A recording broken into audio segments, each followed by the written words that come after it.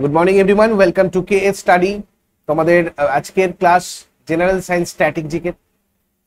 তো এর আগে আমি তোমাদের স্ট্যাটিক জিকের 53টা ক্লাস দিয়েছি। ইন্ডিয়ান হিস্ট্রির তোমাদের 3টে অলরেডি স্ট্যাটিক জিকে করানো হয়েছে, আর জেনারেল সায়েন্সের স্ট্যাটিক জিকে আজকে তোমাদের ফার্স্ট ক্লাস। এগুলো সব আলাদা আলাদা করে প্লেলিস্ট আছে, তোমরা দেখো প্লেলিস্ট সবকটা ওখান থেকে পাবে, অথবা আই বাটনে এখানে ক্লিক করলে সবকটা পেয়ে যাবে। আজকে আমরা দেখবো ভিটামিন আর খনিজ মৌলের অভাবজনিত রোগ। আজকে এটা ছাড়াও তোমাদের 10টার সময় তো একটা স্পেশাল স্ট্র্যাটেজিকে আমি পিএসসি ক্লার্কশিপ মিসলেনিয়াসের জন্য করিয়েছি, বাংলা চলচ্চিত্রের কিছু বিখ্যাত আর কি ছবি ফিল্ম নিয়ে আলোচনা।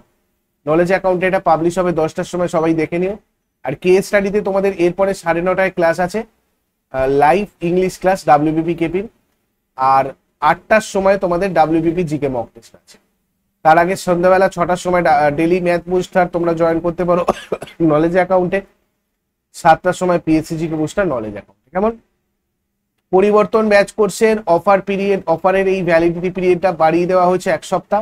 লাস্ট চান্স, তোমরা যদি জয়েন করতে চাও পরিবর্তন ব্যাচে, অবশ্যই এই নাম্বারে এই সপ্তাহের মধ্যে যোগাযোগ করে জয়েন করে নিও, যাতে তোমরা এই প্রাইজেই জয়েন করতে পারো। এরপরে কিন্তু প্রাইস আর তোমাদের কমানো হবে না, মানে এটা বেড়ে গেলে আর কমানো হবে না, এটাই তোমাদের লাস্ট চান্স। আর ডাব্লিউবিপিএসসি ক্লার্কশিপের ক্ষেত্রে তাই এই অফার পিরিয়ডটা তোমাদের 1 সপ্তাহ বাড়িয়ে দেওয়া হয়েছে, অর্থাৎ নেক্সট উইক পর্যন্ত থাকছে, চাইলে তোমরা জয়েন করে নিও।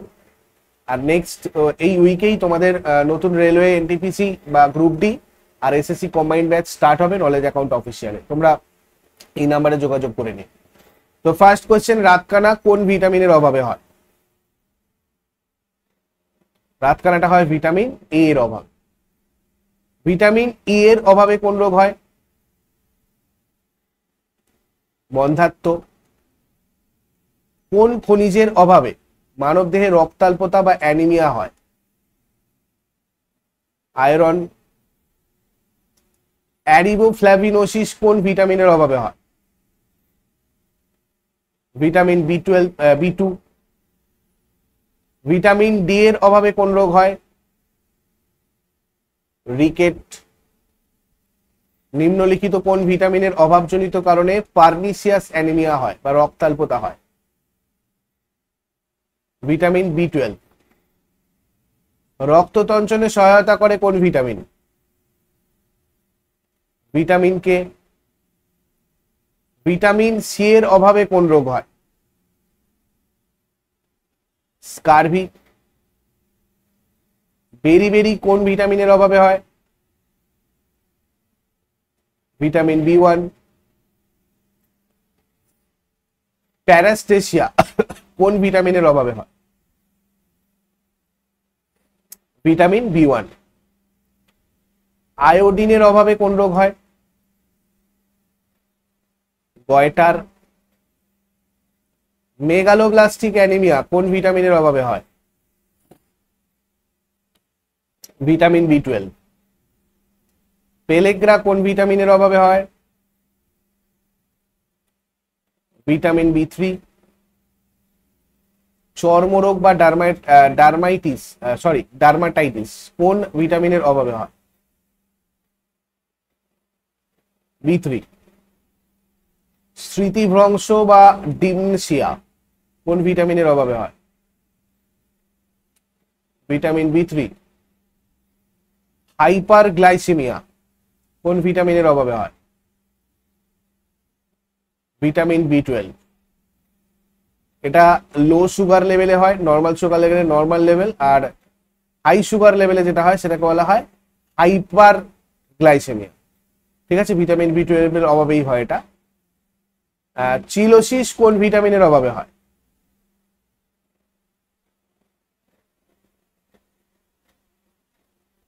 Vitamin B2. মাসকুলার অ্যাট্রফি কোন ভিটামিনের অভাবজনিত রোগ? Vitamin D. কোন ভিটামিনের অভাবে জিভে ঘা হয়? Vitamin B2.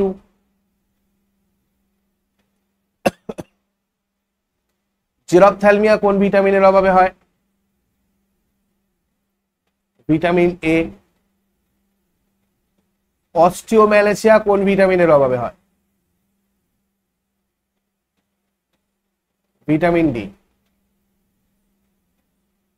কোন ভিটামিনের অভাবে কেরাটোম্যালেসিয়া রোগ হয়? Vitamin A. ক্রিটিনিজম কোন খনিজের অভাবজনিত রোগ? আয়োডিন। হাইপোনাট্রোমিয়া কোন খনিজের অভাবজনিত রোগ? সোডিয়াম। হাইপোক্লোরেমিয়া কোন খনিজের অভাবজনিত রোগ? ক্লোরিন। কোয়াশিয়রকর ও ম্যারাসমাস রোগটা হয় কার অভাবে? প্রোটিন।